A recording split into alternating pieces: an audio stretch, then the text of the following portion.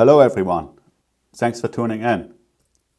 In this video I am going to build a tool shed without stud walls. In other words, it has no framed walls in a traditional sense. My client didn't like any of the tool sheds off the shelf in a hardware store, and I tend to agree. The first reason I can think of, it's not such a great idea to screw or nail straight into a plastic or steel wall to install shelves, for example. Most of the wooden sheds are just too flimsy and have a horrible design. Although, by looking at all these, they had one thing in common, and that was thin walls, which keep the footprint small inside and out, and that idea I'm going to use. So I came up with the perfect design and a shopping list. One advantage is to skip a 3.5-inch wall on all sides. You'll literally gain 924 square inches or 6.4 square feet with a 3x8 foot size shed like I'm going to build. Think about that. Another advantage of building a shed without stud framed walls will be the shelving inside, but more on that later. With all that in mind, I started to cut my plywood to size, but surprise, surprise, our expensive quality plywood had an issue. So bad I actually had to straighten it out. I didn't expect it to be perfect, but after lining up the corners and running a square along the edge, finding the plywood being 1/4 inch out. Ridiculous. Anyways, after fixing the issue, I started to cut my plywood to the required measurements.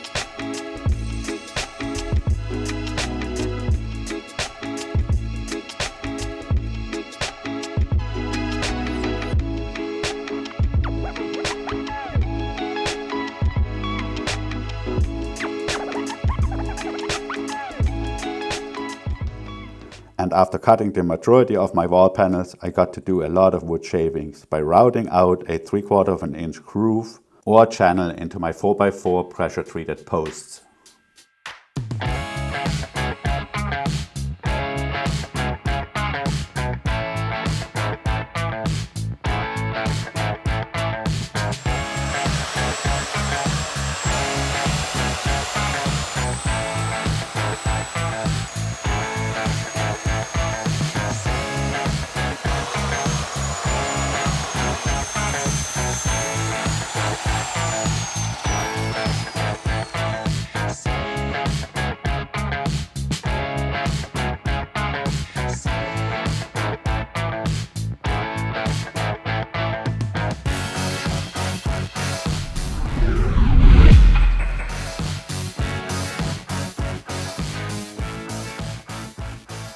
This is top rafter, which we extended to here and squared it over.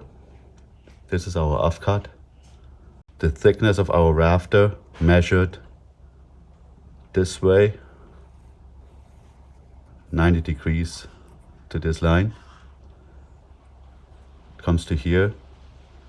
On that we are going to notch out as deep as this plywood goes, so the rafter sits right flush or right against this plywood. Also, I can measure the height of my plywood to the sides, which is exactly at that point. The side panels of this shed received notches for the trusses to sit in.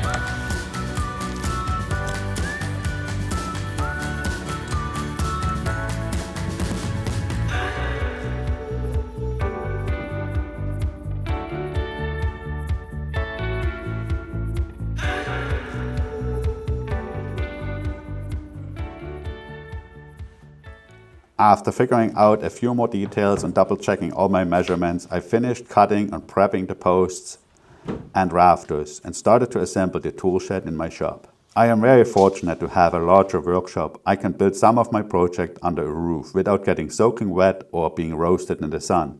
And there's always the potential for getting a tool or part of the build when working on a job site. Here I have all my tools available, and utilizing my shop if I can is a huge time saver and quality improves.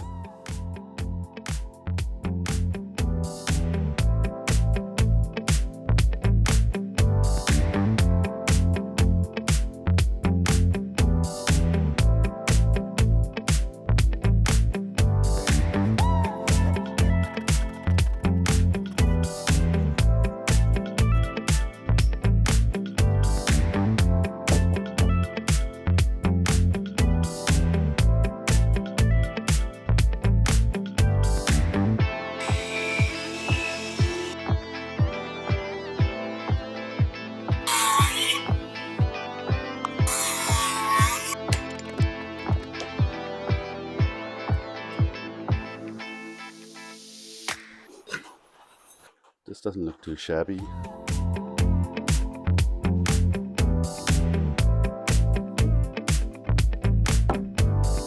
So right there, like that.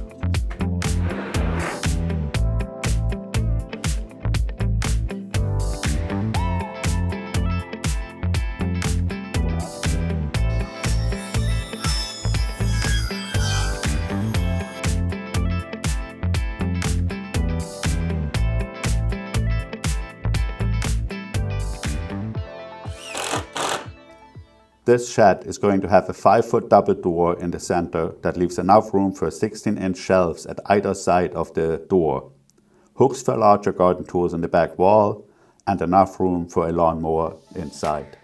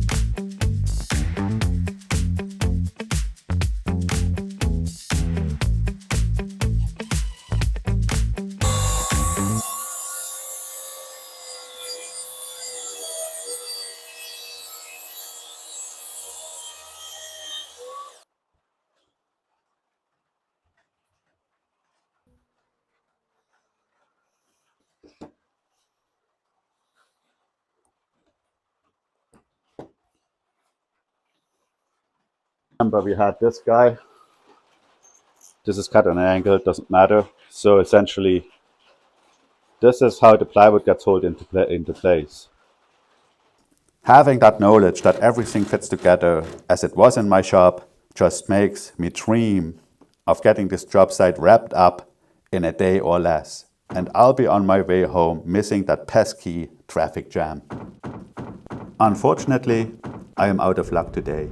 As soon as I got to the job site, my client announced that the painter doesn't have any time for the next 6 weeks and the tool shed had to be done sooner rather than later. Did I mention that I hate painting? While the paint was drying, I got to work on the paved path where the shed is going to live eventually. I leveled the existing gravel and installed the 24 by 24 inch concrete pavers.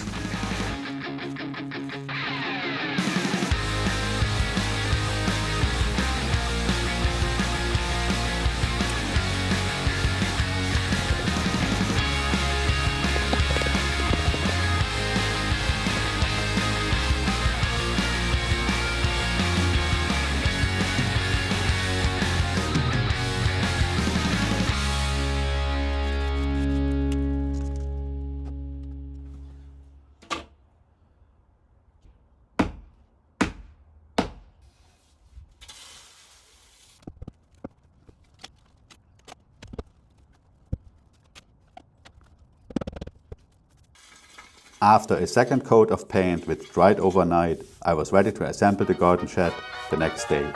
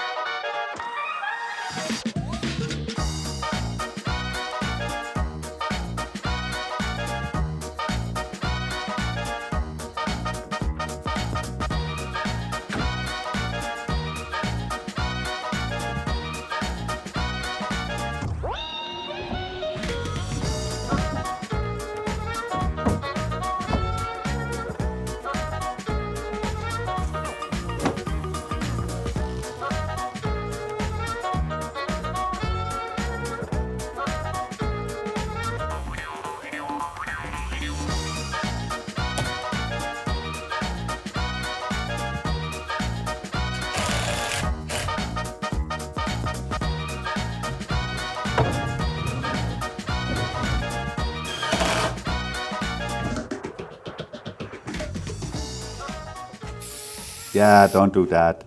I forgot to bring my step ladder, so I used what was available on site.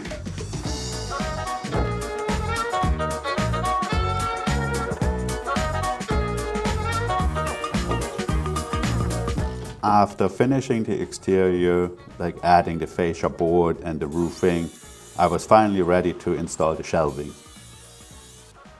Here is where not having a stud wall makes a lot of sense, because you don't have this massive gap between your exterior sheeting and your shelf board.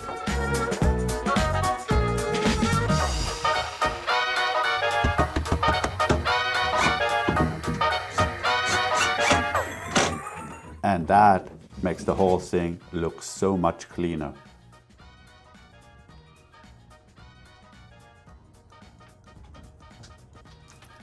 Well, please let me know if you liked that project. I hope you enjoyed this video, and thank you so much for watching.